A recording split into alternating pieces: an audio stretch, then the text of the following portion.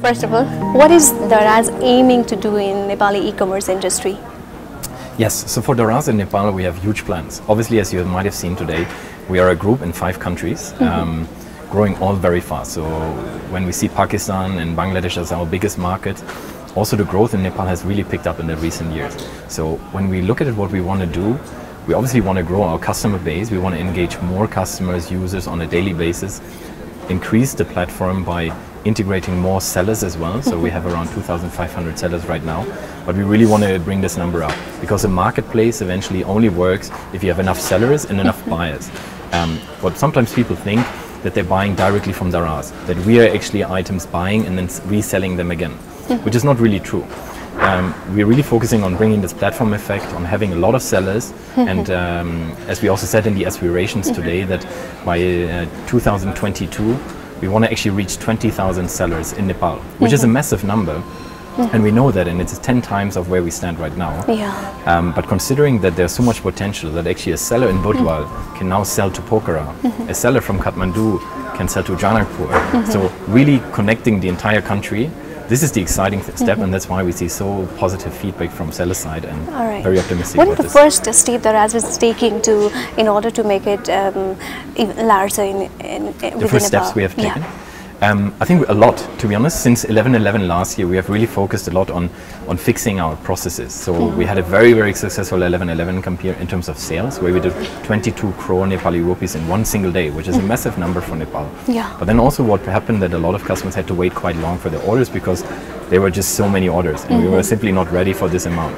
So we really focused on improving the logistics infrastructure, making our partners better, focusing on our own fleet, making it better, but also sitting together with the sellers a lot in detail and looking at their performance every single day. We have a scorecard evaluating all the sellers, and all of this together really makes sure that we can offer a better experience to customer, and that's all what counts, because if you don't offer a great experience, the trust of the customer is not there, and this is the utmost important for us.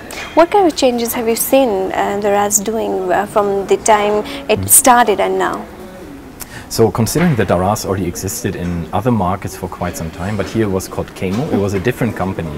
But then there's a huge difference between Kemo and Daraz. And the major difference where I would say, okay, this is actually the cut line, is that when Alibaba took over Daraz as a group in 2018, in April, May. This is where we saw the biggest changes, where we really personalized our app, as we also have presented today, that it is a lot more personalized, a lot more artificial intelligence, a lot more technologies from Alibaba, which is effectively the best and most successful e-commerce company in the world. So all these learnings that we have from them really help us a lot on really building something professional here, and that's why it's going so well right now. This is for Nepali customers. What kind of goods and product can Nepali customer buy from Daraz?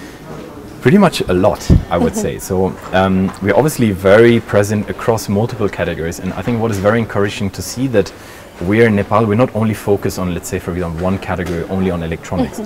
I think traditionally we have seen a lot of fashion selling really well, and this doesn't only mean international brands like Adidas or Nike, but also seeing like a lot of growth for local brands.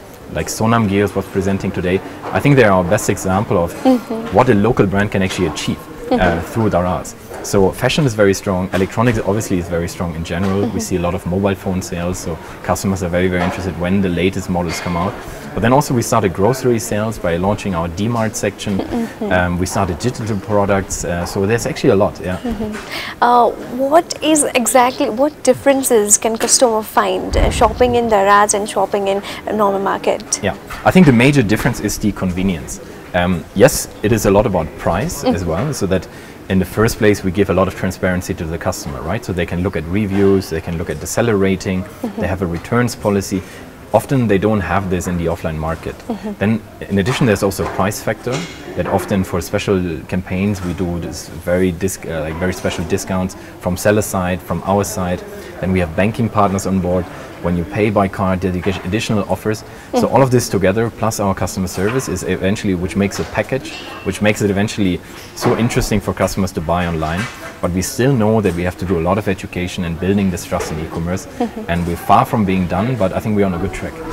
All right, thank you so much. Thank you so much. I wish you all the best. You too, thanks.